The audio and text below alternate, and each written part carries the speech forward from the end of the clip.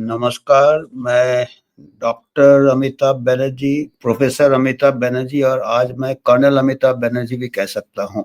अलग-अलग मैंने रोल किए हैं, तो मैं सोचा आज हम बात करेंगे कि colonel Amitabh Banerjee armed forces में, आर्मी में एमबीबीएस डॉक्टर का क्या स्कोप है? हमने कुछ हफ्ते पहले किए थे कि भई एमबीबीएस का तो आजकल काफ़ी टफ़ हो गया है, काफ़ी स्ट्रेसफुल हो गया है और एमबीबीएस में बाद थोड़ा फिर से स्ट्रेस आ जाता है। पीजी चाहिए, उसके बाद फिर सुपर स्पेशलिटी चाहिए, तो स्ट्रेस स्ट्रेस में पता चलता है कि ज़िंदगी कट गई है आधी। तो हमने सोचा कि कई लोग हमसे पूछते हैं कि आर्म्ड फोर्सेस में क्या स्कोप है?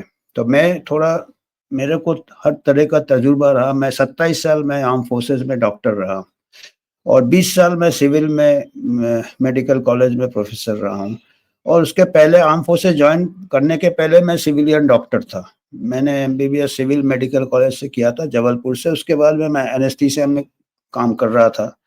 ज़्यादा देर नहीं किया, 5-6 महीने किया। और मेडिकल हमने सिविल में देखा है। उसके बाद 27 साल आर्म्ड फोर्सेस में रहा और 20 साल फिर से मैं बाहर हूँ। तो मेरे को एक प्रकार से मैं थोड़ा नाप-तोल कर सकता हूँ, मैं एक-दूसरे को कंपेयर कर सकता हूँ और मेरा लाइफ़ से ब एग्ज़ाम्पल दे सकता हूँ कि जो नए डॉक्टर है, एमबीबीएस के बाद आज हम बात करेंगे आर्म्ड फोर्सेस का करियर कैसा है। आर्म्ड फोर्सेस का करियर ऐसा है कि मैं कोई आर्मी बैकग्राउंड नहीं था मेरे को। मेरे को घर में दूर-दूर तक कोई आर्मी में नहीं थे, तो लोग ऐसे सोचते हैं कि जिनका आर्मी बैकग्राउंड है, वो ही जाके आर्मी में जॉइन करते हैं, ऐसा नहीं है और काफ़ी रोमांचकारक होता है आर्मी का नौकरी। ऐसे-ऐसे अनुभव होते हैं कि जो आप सिविल लाइफ़ में शायद ना कर पाएँगे और आपके पास आर्मी जॉइन करने के बाद थोड़ा मिलिट्री ट्रेनिंग दिया जाता है। एमबीबीएस डॉक्टर्स को, तो हम मिलिट्री ट्रेनिंग में सब कुछ सिखाया जाता है जो कि एक सोल्जर करता है। हमारा जो मिलिट्री ट्रेनिंग लखनऊ में होता है, मिली एएमसी ट्रेनिंग सेंटर है, ऑफिसर्स ट्रेनिंग स्कूल है। वहाँ पे जो एमबीबीएस डॉक्टर्स जो सिविल से आते हैं इवन जो एफएमसी से पास करते हैं, क्योंकि एफएमसी वाले भी 50% एफएमसी वाले भी आर्मी जॉइन करते हैं। उनका क्या होता है, उनका ट्रेनिंग होता है बेसिक मिलिट्री ट्रेनिंग। उसमें सब कुछ करना पड़ता है, आपको रूट मार्च करना पड़ता है, क्रॉस कंट्री भागना पड़ता है, राइफ़ल ट्रेनिंग भी होता है और उसके बाद आपको कैंप होता है, आपको खुद अपना टेंट खोदना पड़ता है। अपना टेंट खोदना पड़ता है जैसे एक आम सोल्जर खोदता है और काफ़ी टफ़ हो जाता है। मतलब जो सिविल से आते हैं पर्टिकुलरली आजकल जो एक्सरसाइज़ नहीं करते, पर जो लोग को सेलेक्ट करते हैं उनका मेडिकल भी होता है। उनका मेडिकल होता है, कैसे सेलेक्ट करते हैं आजकल एमबीबीएस नीट एग्ज़ाम देना पड़ता है, नीट के रैंक पे आपको इंटरव्यू में बुलाते हैं, फिर आपको मेडिकल होता है। तो मेडिकली फिट जिसका ओवरवेट है जो मेडिकली तो फिट डॉक्टर को ही सेलेक्ट करते हैं, तो ट्रेनिंग करना इतना डिफ़िकल्ट नहीं होगा और हम जब शुरू में गए थे, सिविल से हम गए थे, ये जो ट्रेनिंग कर रहे थे, हमको काफ़ी अजीब लग रहा था कि यार हम यहाँ डॉक्टर बनने आए या हमको एक ठोला बना रहे हैं, हमको हम क्या डॉक्टर का ऐसा होता है कि बस अपना एयर कंडीशन ओटी में बैठेगा, अपना कंसल्टेशन रूम में बैठेगा, ये कहाँ हमको टेंट में हम घूम रहे हैं और हम अपना वो खोद रहे हैं अपना ये, फिर राइफल शूटिंग कर रहे हैं, क्रॉस कंट्री कर रहे हैं, ये पैक से जैसे एक सोल्जर की ज़िंदगी जीना पड़ता है और आपके जो उस्ताद रहते हैं उन लोग हवलदार रहेंगे, नायक रहेंगे, मतलब हमको बड़ा ये लगता था। फिर हमारे जो वहाँ इंस्ट्रक्टर थे, उन्होंने हमको समझाया कि देखिए, आप अगर डॉक्टर बनते हो, आपको मरीज़ का ज़िंदगी मालूम होना चाहिए। आप मिलिट्री डॉक्टर बन रहे हो, आप ट्रीटमेंट करोगे सोल्जर्स का, उनको क्या ऑक्यूपेशनल प्रॉब्लम होते हैं क्योंकि जो हमारी बीमारियाँ होती है, हमारे काम से होता है जिसको ऑक्यूपेशनल मेडिसिन कहते हैं। तो सोल्जर का लाइफ होगा, उसको पता रहेगा, आपको राइफ़ल का वेट मालूम होगा, आप वो क्रॉस कंट्री करता होगा, उसमें उसको क्या-क्या इंजरीज़ हो सकते हैं, कहाँ-कहाँ, कौन-कौन से जॉइंट्स में तकलीफ हो सकते हैं। जब तक आप खुद नहीं करोगे, तब तक आप अच्छे डॉक्टर नहीं बन सकोगे। वो मेरे को अभी तक याद है कि ये क्योंकि अभी भी डॉक्टर सोचते हैं यार ये क्या करा रहे हैं, टाइम क्यों वेस्ट कर रहे हैं? टाइम नहीं वेस्ट कर रहे हैं, ये एक्चुअली मेडिकल का जो ट्रेनिंग है, मैं अपने इससे कह रहा हूँ, किताबों में नहीं रहता है। किताबों में अंग्रेजी किताब में, बाबा लोग किताब में, वहाँ भी जो मिलिट्री डॉक्टर है, उन लोग भी ये सब करते हैं। फॉरेन कंट्रीज के भी मिलिट्री डॉक्टर है, वो भी सोल्जर्स का ट्रेनिंग करते हैं, तभी वो सोल्जर्स को ट्रीट कर सकते हैं। और ये एक जो शिक्षा है, ये हम सिविल डॉक्टर को भी मालूम होना चाहिए कि उनका पेशेंट का लाइफ कैसा है, उनका पेशेंट का घर कैसा है, उनको ऑक्यूपेशन कैसा है, उससे बीमारियां के कई बार जड़ें वहाँ पे रहती है। तब हमको लगा कि हाँ, ये सोल्जर जैसे जैसे आप कोई कलाकार भी होता है, कोई अच्छा एक्टिंग करना रहता है तो वो थोड़े दिन ऐसे जी के देखता है। तो हमको डॉक्टर जो बनना रहता है, उनको भी सोल्जर का लाइफ, आपका पेशेंट का क्या लाइफ है, वो मालूम होता है। तो ये तो हो गया आपका जो एमबीबीएस करके ज्वाइन करते हो आप। अभी हम कुछ 2 हफ्ते पहले हमने एक वीडियो बनाया था कि एमबीबीएस के बाद आपको कोई स्कोप नहीं है। पर आर्म फोर्सेस में आपके पास एमबीबीएस डॉक्टर का इतना एनरिचिंग करियर है कि बाद में स्पेशलाइजेशन से भी उतना आपको प्यार और उतना जॉब सैटिस्फैक्शन नहीं मिलता है। जैसे एज अ एमबीबीएस डॉक्टर आप शुरू-शुरू में जाते हो, आपको 4-5 साल आपको as a general duty medical officer काम करना पड़ता है। एमबीबीएस का नॉलेज काम आता है। एमबीबीएस का नॉलेज आपको सीखते हो, रिमोट एरिया में आप ओनली मेडिकल ऑफिसर रहोगे, कोई इन्फेंट्री रेजिमेंट के साथ रेजिमेंटल मेडिकल ऑफिसर कहते हैं, आरएमओ कहते हैं। और आपको भगवान जैसे ट्रीट करते हैं पूरे सोल्जर्स, कमांडिंग ऑफिसर से लेके जवान तक, क्योंकि आप उनके लिए एक लाइफलाइन रहते हैं। आप उनको सब बीमारी के लिए आप ही रहते हैं और आपको हर तरीके का बीमारी ट्रीट करना है, इमरजेंसी हैंडल करना है। तो ये जो हम कह रहे थे कि एमबीबीएस के बाद हमारा एक्चुअल ट्रेनिंग एक्चुअल प्रैक्टिस से होता है। और अगर आप सिविलियन लाइफ में रहते हो, एमबीबीएस के बाद आप सीधा एमडी चले जाते हो, पूरा पूरा नॉलेज आपका थियोरेटिकल रहता है। और एमबीबीएस के बाद आप जब करते हो काम, आप अगर रेगिस्तान में भी होगे, आपके पास पूरे लोग होंगे आपके साथ, आप आइसोलेटेड नहीं होंगे। आप नॉर्थ ईस्ट में होंगे, नागालैंड में होंगे या कश्मीर में होंगे या रिमोट एरिया में होंगे, वहाँ पे पूरा आपका कैंटोनमेंट रहेगा। वहाँ पे आपका जो मेडिकल रूम रहेगा, जहाँ आपका ओपीडी रहेगा या जो आपका हॉस्पिटल रहेंगे, वहाँ पे आपके पूरे इक्विपमेंट्स रहेंगे।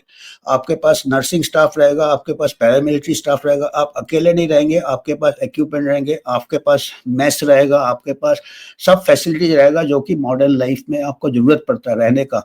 इसीलिए हमारे यहाँ रूरल एरिया में डॉक्टर्स क्यों नहीं जाते, ये फैसिलिटीज नहीं है। तो ये एक पॉलिसी मेकर्स को भी समझना चाहिए कि आर्म फोर्सेज में इतना सब बंदोबस्त हो सकता है, सियाचिन में भी हो सकता है, रेगिस्तान में भी हो सकता है, नॉर्थ ईस्ट में भी हो सकता है। तो ये हमारे सिविल में डॉक्टर्स, खाली ये नहीं कि डॉक्टर्स नहीं जाते, कोई वहाँ पे ये ऐसे अगर आप कैंपस बनाएंगे जहाँ पे मेडिकल, वहाँ पे स्कूल्स भी रहेंगे आपके, केंद्रीय विद्यालय, आर्मी स्कूल, वो आपके बच्चे पढ़ेंगे। तो आपको मतलब आप अकेले नहीं रहेंगे, आपके फैसिलिटीज पूरे रहेंगे, नंबर 1। नंबर 2, आपको स्ट्रेस नहीं रहेगा। काय का स्ट्रेस है आपका आजकल, क्या है कि कॉर्पोरेट अस्पताल में आपको जाना पड़ता है, आपको टारगेट दिया जाता, स्ट्रेस दिया जाता। फिर जो डॉक्टर बहुत ज़्यादा होगा, सुपर स्पेशलिस्ट, उसका पे और आप एमबीबीएस का में बहुत फ़र्क है। आर्म फोर्सेज में उतना फ़र्क नहीं है। आर्म फोर्सेज में एक एमबीबीएस का जो पे है उतना सीनियरिटी का, और जो स्पेशलिस्ट का पे है उसमें खाली 4-5 हज़ार का फ़र्क होगा। वो स्पेशलिस्ट अलाउंस मिलता है। बाकी लाख 2 लाख जो पे है अभी का, मेरे को छोड़े भी 20 साल हो गए, पर काफ़ी 6 पे 7 पे कमीशन, 8 पे कमीशन, 1.5-2 लाख जो भी है मिलेगा आपको। इतना ये है कि आपके एक एमबीबीएस और एक स्पेशलिस्ट, आपको इतना फ़र्क नहीं रहता है और आपको इंडिपेंडेंट काम करने को मिलता है। अपना प्रोफेशनल वर्क में मैं जैसे कर रहा, शुरू में 4 साल जाएंगे, 5 साल आप काम करेंगे as a general duty medical officer. आप इन्फेंट्री वालों के साथ काम करेंगे, आर्टिलरी वाले के साथ करेंगे, आपको अलग अलग तरह का एक्सपोजर होगा। आपको एक प्रकार से इतना रोमांचकारी होता है, एडवेंचर होता है। रिमोट एरिया में कहीं फील्ड फायरिंग हो रहा, कहीं ये हो रहा, तो हर जगह आपको काम करने का ये मिलता है। और कई जगह क्या होता है, कई जगह आपको सिविलियन को भी हेल्थ केयर में, सिविलियन हेल्थ केयर भी देखना पड़ता है, क्योंकि मैंने कहा हमारे देश में रिमोट एरियाज में डॉक्टर्स नहीं होते। तो फिर आपको क्या है, डिजास्टर का भी बहुत एक्सपीरियंस होता है, डिजास्टर रिलीफ। हम कई बार, मैं तो 4 साल क्या, मैं 7-8 साल एमबीबीएस डॉक्टर रहा हूँ। मैं जनरल ड्यूटी मेडिकल ऑफिसर रहा हूँ, कैजुअलिटी में काम किया। और जो भी हादसे होते हैं, डिजास्टर होते हैं, कहीं अर्थक्वेक हो गया, कहीं फ्लड आ गया, तो आपकी आर्मी की टीम जाती है, आप देखते होंगे न्यूज़ में, वहाँ डॉक्टर का बड़ा मेन रोल रहता है। जो भी इन्फेंट्री इंजीनियर्स पलटन जाती है फ्लड रिलीफ में, उसके साथ डॉक्टर जाता है। ये देखिएगा, ये है 1990 का है कश्मीर का फ्लड रिलीफ में हमारी टीम गई थी, मेडिकल टीम गई थी बाकी टीमों के साथ। तो ये हम जो सिविलियंस है उनको हम ट्रीटमेंट दिए थे, जो कि फ्लड से हमने उनको जिनको इवैक्यूएट किया था उनके जो कैंप्स बनाए थे टेम्पररी, वहाँ पे मेडिकल एड के लिए। और ऐसे टाइम में भी, पीस टाइम में भी हम क्या है जहाँ पे हम साधन नहीं थे, ये सब हमारी पूरी टीम रहती है, एम्बुलेंस रहता है, मेडिकल वर्कर्स रहते हैं, पैरामेडिकल वर्कर्स रहते हैं, ट्रांसपोर्ट रहता है, कहीं भी जाके हम कैंप सेट करते हैं मेडिकल के, और पूरे इक्विपमेंट्स रहते हैं। और इवन जहाँ पे डिजास्टर नहीं होने पे भी कई जगह मेडिकल अवेलेबल नहीं है। ये नागालैंड का है, ये 1980 का है नागालैंड का। यहाँ पे हम सिविलियंस को भी ट्रीटमेंट देते थे, सिविलियंस को ट्रीटमेंट देते हैं। हमारे पास इंटरप्रेटर देखिए, नागालैंड है ये, जकामा कोहिमा के आगे इंटीरियर में। यहाँ पे हमारे पास नर्स भी होती थी, स्टाफ भी होते थे, इक्विपमेंट्स भी होते थे, एक अस्पताल भी था, वहाँ स्पेशलिस्ट थे। और मैं एनेस्थीसिया का ट्रेनिंग करके थोड़ा सा ट्रेनिंग लिया था सिविल में, उसके बाद मैंने आर्मी में एडहॉक कोर्स किया था। और ये नागालैंड में मैं इमरजेंसी सर्जरी में भी हेल्प करता था एज ए एडहॉक एनेस्थेटिस्ट। तो हमने जनरल सर्जन को बड़े बड़े सर्जरी करते देखा जो कि सुपर स्पेशलिस्ट करते हैं, क्योंकि वहाँ पे एक जनरल सर्जन ही था, सुपर स्पेशलिस्ट नहीं था। हमने उनको न्यूरो सर्जरी करते देखा, gunshot wound, counter insurgency operation, ये ऑपरेशन में कितने टाइप के इंजरी आते थे और इमरजेंसी में हैंडल करना पड़ता था। तो वो सब चीज़ें जो एक्सपीरियंस हमको फर्स्ट हैंड एक्सपीरियंस मिलता है। हम जब गए थे तो हमको हमारे सिविलियन जो दोस्त थे वो कहते हैं यार आर्मी में तो सब हेल्दी रहते हैं, आप क्या देखोगे डिजीज, क्योंकि हमको जो मेडिकल ट्रेनिंग होता है हम बीमार लोगों के ऊपर करते हैं और आर्मी में सब फिट रहते हैं। तो हमको फिर बाद में लगा कि आर्मी में फिट रहते हैं और हमारा एक सबसे बड़ा चैलेंज है उनको फिट रखना, जिसको कि हमारा preventive medicine, lifestyle and exercise कहते हैं। तो अभी जो हम थ्योरी बता रहे हैं, आर्मी में प्रैक्टिस होता है। आर्मी में क्या है, सुबह पीटी होता है, सुबह सुबह पीटी होता है, उसके बाद आपको दिन भर एक्टिव है, आप इवनिंग को गेम्स होता है, और बीच बीच में आपका क्रॉस कंट्री, बीपीटी, जो बैटल फिजिकल एफिशिएंसी टेस्ट, रस्सा। तो आपको हर सोल्जर को फिट रहना, ऑफिसर्स को भी करना पड़ता है। तो अपने आप ऑफिसर्स फिट रहते हैं और उनका हेल्थ अच्छा रहता है। तो हमने देखा कि ये जो हम कहते हैं ना कि इसमें आर्मी में आप प्रिवेंटिव मेडिसिन का, जिनको प्रिवेंटिव मेडिसिन में इंटरेस्ट है वो आर्मी लाइफ उनका बेस्ट है, क्योंकि उसमें आपको हेल्थ प्रिजर्व करना है, बीमारी बाद में आती है। अभी सिविल में क्या प्रैक्टिस होगा, बीमारियां देखना, हेल्थ से कोई मतलब नहीं है। तो आर्मी में फिर बाद में मैंने एनेस्थीसिया छोड़ के मैं प्रिवेंटिव मेडिसिन में आ गया। मैं सोचा यार आर्मी बेस्ट है, क्योंकि आर्मी में प्रिवेंटिव मेडिसिन में जहाँ भी आप रिमोट एरिया में जाते हो वहाँ पे आपको वाटर सप्लाई को फिट करना पड़ता है, उसको ट्रीट करके, उसको क्लोरिनेशन करके, मतलब ये फिल्टर वाटर की जरूरत नहीं होती है शहर में जैसे घूम रहे हो, तो वो हम इतना बढ़िया ट्रीट करते हैं कि आप पानी पी सकते हो। उसके बाद जहाँ जहाँ महामारी होती है उसको आउटब्रेक इन्वेस्टिगेशन, तो हमको इतने अपॉर्चुनिटी मिले। और क्या होता है कि हमारा मेडिकल एक्सपीरियंस भी बहुत वाइड होता है, जो कि सिविल में आपको नहीं मिलेगा। हम जैसे नॉर्थ ईस्ट में रहे, अलग टाइप के लोग थे, अलग टाइप का टेरेंट था, अलग टाइप का भाषा था, अलग टाइप का खाना था, अलग टाइप की बीमारियां थी, अलग टाइप के। कश्मीर में थे वो अलग थे, मलेरिया बहुत होता था वहाँ पे नागालैंड में। वहाँ पे हमने ऐसे ऐसे मलेरिया केसेस देखे एक एक दिन में, जो कि हमको सिविल में कई टाइम लग जाता देखने में। फिर आउटब्रेक इन ट्राइबल एरिया में हम रह चुके हैं, वहाँ पे मलेरिया के अलग ये थे वेक्टर।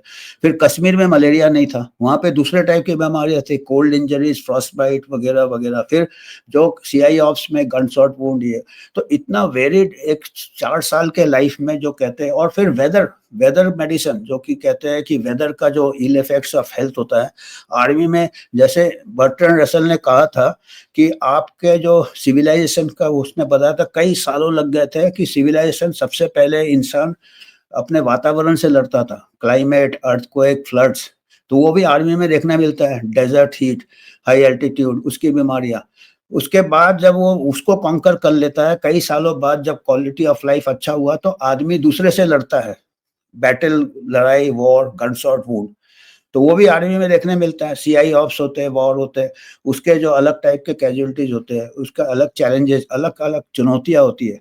उसके बाद जब सब कुछ ये हो जाता है, आपका लाइफ स्टेबल हो जाता है, तो वो अपना दुश्मन बन जाता है। पहले आपका नेचर दुश्मन था, कुदरत, उसके बाद दूसरा इंसान दुश्मन था, अब वो वॉर भी जीत जाता है, उसके बाद वो खुद का दुश्मन बनता है, जो कि लाइफस्टाइल डिजीज, जो कि अभी आदमी को सदियों लग गए, alcohol use, cigarette use, smoking use.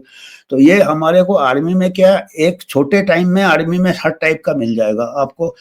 Extreme heat मिलेगा, हाई एल्टीट्यूड के इलनेस मिलेंगे, वातावरण से मलेरिया वगैरह, हीट, कोल्ड। उसके बाद आपके वॉर इंजरीज जो सीआई ऑफ एरिया में, कश्मीर में हम थे, नागालैंड में थे, कई बार गोलियों के बीच में भी जाना पड़ा। उस टाइम हमको अभी डर लगता है, पर उस टाइम यंग एज में वो भी एक ये था, रोमांचकता पर चुनौतियां भी थी।